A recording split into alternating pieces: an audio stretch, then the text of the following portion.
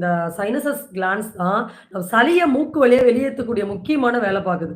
So, அதனால அது ஏதாவது ரொம்ப டேமேஜ் ஆயிடுச்சுன்னா, சளி கழிவுகள் நமக்கு சரியா வெளிய வரலன்னா, ஆட்டோமேட்டிக்கா நமக்கு சுவாசம் சம்மந்தப்பட்ட நெறைய ப்ராப்ளம்ஸ், இன்ஃபெக்ஷன்ஸ்லாம் அதிகமாகும். ஸோ, இந்த மாரி இம்மீடியேட்டான ஸ்ப்ரேஸ் எல்லாம் யூஸ் பண்ணாதீங்க. இம்மீடியேட்டா நமக்கு அந்த ரிலீஃப் கிடைக்கிறதுக்கு நம்ம ஏற்கனவே சளி வீடியோல சொல்லியிருக்கோம். கற்பூரத்த நல்லா ஒரு துணியில போட்டு கசக்கிக்கோங்க. அதுல ஓமம் கொஞ்சம் போட்டுக்கோங்க.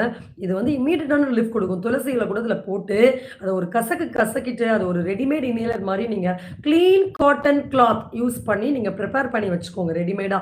ஸோ, அந்த துளசி லீவ்ஸ் வந்து ட்ரையா இருந்தா கூட பரவால்ல.